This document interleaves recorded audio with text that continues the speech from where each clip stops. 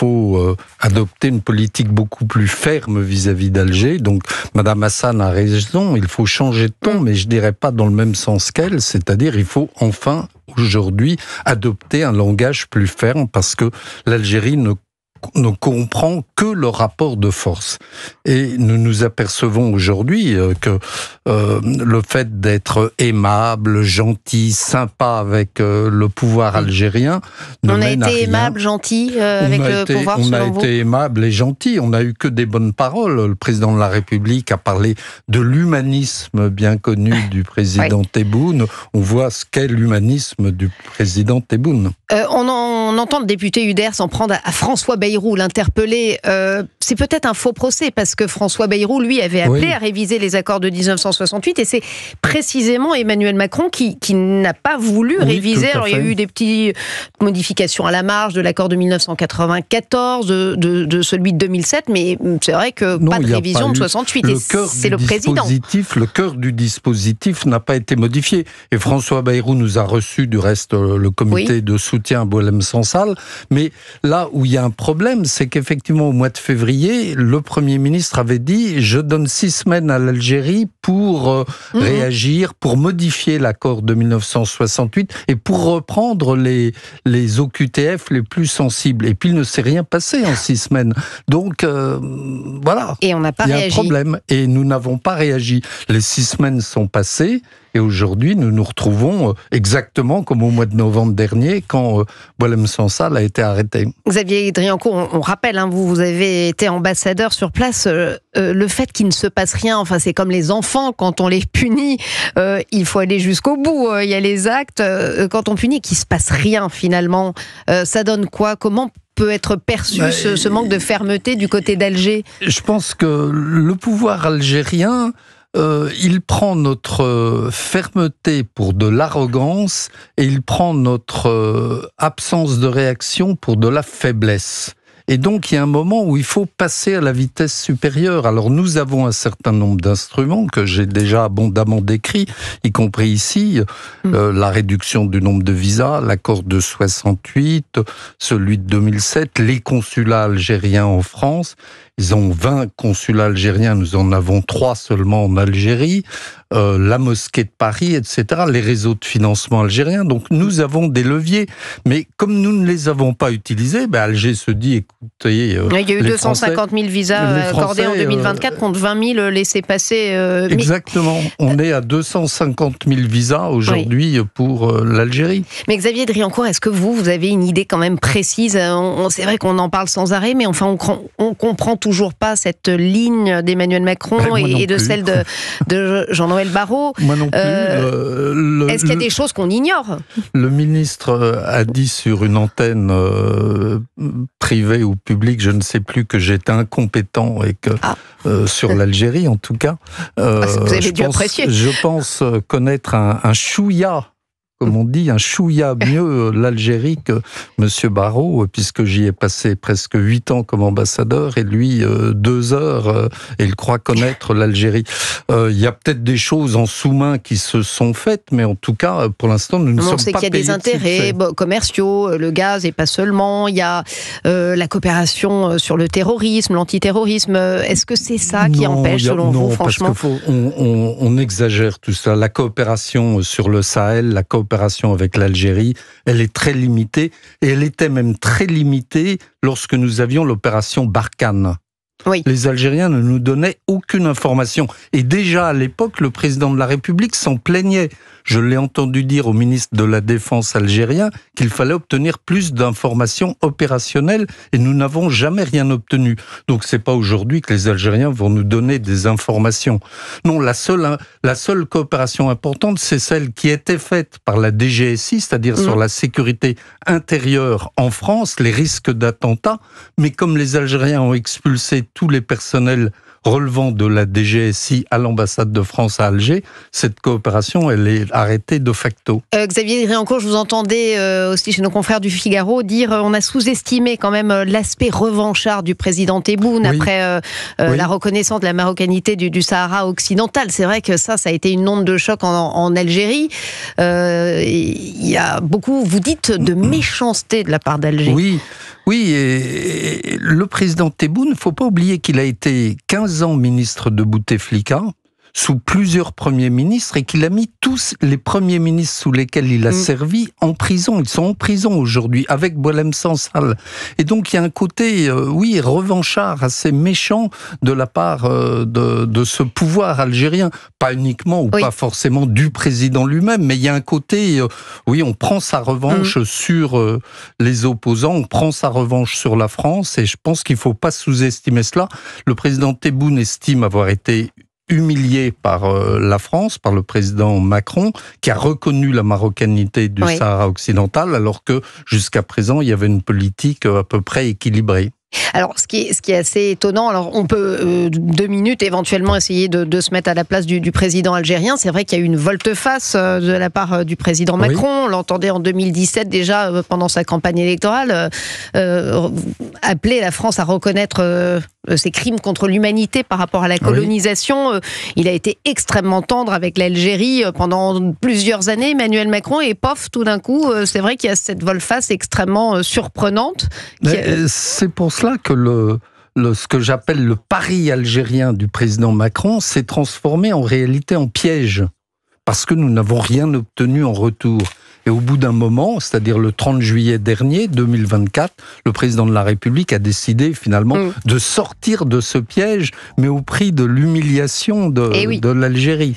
Chers auditeurs, n'hésitez pas à venir réagir 01 80 20 39 21. On poursuit nos discussions et on écoutera justement Rima Assad, on le disait, qui elle appelle à être plus sympa quand même avec les Algériens. L'Algérie tient tête à la France. Qu'en pensez-vous? Quel est votre ressenti à ce sujet? L'invité de Stéphanie Demuru en studio ici avec nous sur Europe 1, Xavier Driancourt, ancien ambassadeur de France en Algérie.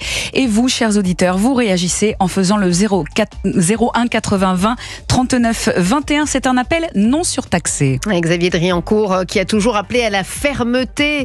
Et dans ce bras de fer, Xavier Driancourt, on en parlait il y a quelques instants avec l'Algérie, eh bien le régime algérien, lui, peut toujours compter sur ses fidèles. Ici en France, la députée européenne Rima Assad dit qu'il faut changer de ton vis-à-vis de l'Algérie. Écoutez-la, elle s'exprimait devant le Parlement européen. L'Algérie n'est plus une colonie. Le rapport à l'Algérie comme celui au continent africain doit changer de ton et de posture. Malgré 132 ans de colonisation et la décennie noire, l'Algérie tient debout grâce aux forces vives de son peuple dont les revendications de justice et de liberté ont bouillonné tout au long du Hirak.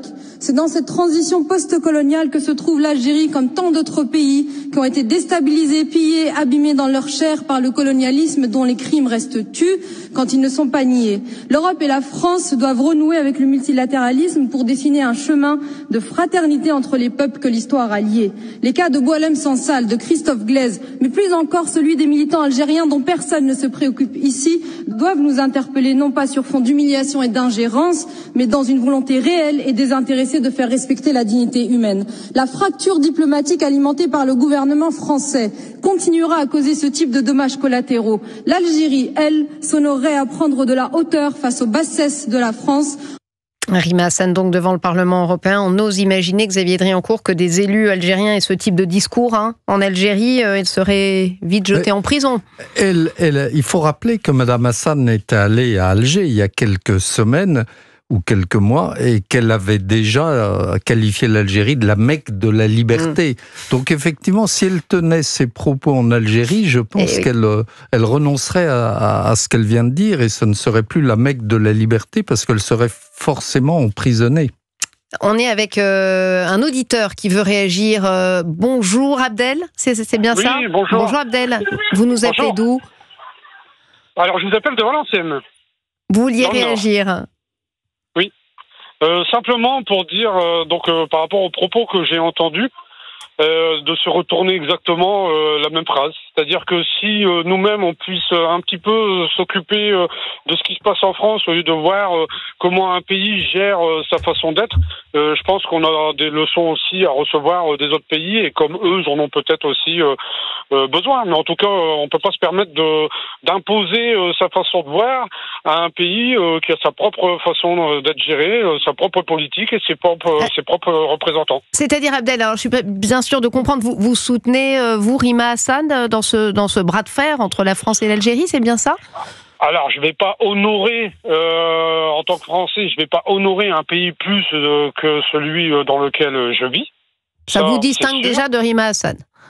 Voilà. Mais par contre, je vais quand même tenir des propos respectueux pour garder, je veux dire, des relations cordiaux et ne pas m'amuser à faire comme certains politiques ou autres, de donner des leçons de morale, alors que nous-mêmes ici, on a des problèmes d'homophobie, de racisme et autres, et qu'on est loin d'être irréprochable.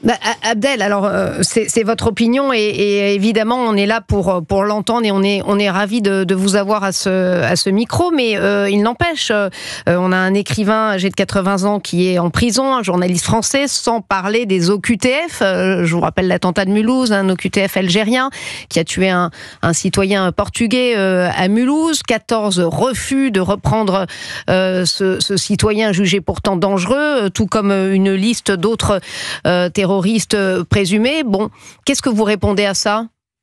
Écoutez, Stéphanie, déjà merci d'avoir pris mon appel pour que je puisse donner mon opinion. Ce que je veux dire, c'est justement ce que la chose sur laquelle je me suis appuyé, c'est sur le fait d'être irréprochable. On n'est pas irréprochable. Et le fait que vous me disiez, pardon, qu'il y a des personnes sous OQTF qui ont menacé de près ou de loin. Là, il a tué quelqu'un à Mulhouse, voilà, en OQTF. Quelqu'un. Si on n'arrive pas à le renvoyer dans son pays, si on n'arrive pas à l'emprisonner pour les faits qu'il a commis, c'est qu'on a réellement, justement, des problèmes en France à résoudre avant de voir les problèmes qui sont à résoudre dans les autres pays. On n'est pas en qualité d'être les meilleurs des uns ou des autres pour pouvoir pour vous, il n'est pas forcément légitime que l'Algérie reprenne ce type de citoyens qui pose problème et qui tue sur le sol français. Vous trouvez ça normal ? C'est peut-être plus à la France de faire attention, de savoir qui sont les personnes qui rentrent dans notre pays. Est-ce qu'ils sont là pour s'intégrer, travailler, payer les impôts comme nous, ou est-ce qu'ils sont là pour traîner dans les rues, profiter du système, bien que le système il commence à être de plus en plus catastrophique. Mais Abdel, pardonnez-moi, mais on a identifié le problème, puisque précisément ces personnes ont été identifiées et elles sont soumises à une obligation de quitter le territoire. Donc je ne comprends pas bien votre propos. Qu'est-ce qu'on en fait en attendant que le pays ne veuille pas le récupérer ? On en fait quoi ? Écoutez, ça c'est à l'Algérie de reprendre ses citoyens à partir du moment où ils ont une obligation. On peut pas mettre. Oui, mais s'ils veulent pas, c'est parce qu'il y a des accords qui sont faits entre les pays. Donc s'ils veulent pas l'accepter, que la France, elle ne peut rien y faire, parce que peut-être qu'en Algérie, ils vont vous dire qu'on a des ressortissants français qui sont aussi. Après, je vais pas. Alors je me permets sans trop prendre de risques, de vous dire qu'il y en a certainement moins. Mais voilà. Mais c'est pour ça, je vous dis qu'on ne peut pas savoir exactement ce qui se passe dans les autres pays pour nous dire qu'on est les meilleurs, et puis que chez nous, il n'y a que des personnes qui sont, c'est pas ce qu'on a dit, mais Xavier Driancourt, ça vous évoque quoi ? Vous voulez peut-être répondre à Abdel, vous qui connaissez très bien ce pays. Il y a 2 points dans ce que j'ai entendu là, dans ce que nous avons entendu. D'abord, il faut bien réaliser que pour renvoyer quelqu'un, que ce soit en Algérie, au Maroc ou au Mali, il faut un minimum de coopération de la part du pays dont la personne a la nationalité, parce qu'on ne va pas le lâcher en avion au-dessus d'Alger ou au-dessus de Casablanca. Donc il faut que la personne puisse rentrer dans son pays, et pour cela, qu'elle ait ou un passeport ou un laissez-passer consulaire. Et il faut que l'Algérie ou le Maroc ou le Mali ou un autre pays accepte de reprendre une personne qui a la nationalité de son pays dont on donne la preuve de cette nationalité, le passeport ou le laissez-passer consulaire. Et en l'espèce, c'est ce que l'Algérie a refusé de faire. Et je vous signale au passage que un de vos confrères journalistes, Farid El Hilat, qui est algérien, qui n'est pas franco-algérien, qui est algérien, qui s'est rendu en Algérie avec son passeport algérien il y a quelques semaines. Il a été interdit d'entrer sur le territoire algérien. Donc l'Algérie a interdit à un de ses ressortissants, qui n'avait rien commis puisqu'il était journaliste, de rentrer sur son propre pays. Et le deuxième point qu'évoquait monsieur, il disait il faut empêcher les gens de venir en France, donc de trier dans le fond dans les visas qu'on accorde. Oui, mais ce sont les mêmes qui dénonceraient à ce moment-là rapidement le fait qu'on ferait une certaine distinction dans la délivrance de visas qui est régie par une réglementation française et européenne.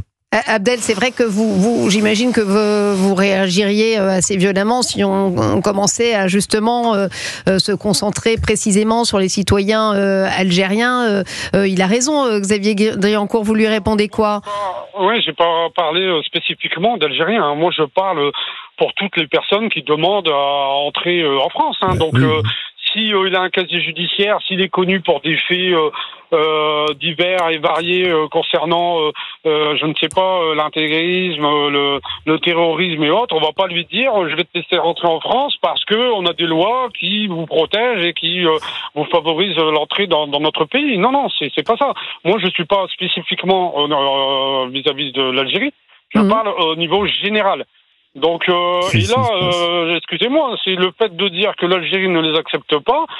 Qui a négocié avec l'Algérie sur ces règlements pour que on puisse accepter. Mais justement, il y a une ligne et celle d'ailleurs de Bruno Retailleau qui consiste à dire qu'on souhaite remettre en cause notamment ces règlements, hein, cet accord notamment de 1968, ce que défend d'ailleurs Xavier Driancourt depuis un petit moment. La majorité, d'ailleurs, un sondage l'indiquait, des Français le souhaitent. La majorité de la classe politique, d'ailleurs, jusqu'à Gabriel Attal aujourd'hui. Oui, hein. Oui. Il a un petit peu changé d'avis, effectivement, sur ce point. Oui, mais vous, en tout cas, vous n'êtes pas d'accord, effectivement, avec cette demande de fermeté vis-à-vis d'Alger, Abdel? Le problème, c'est que vous m'avez cité M. Retailleau, sauf que M. Retailleau, il est dans l'excès.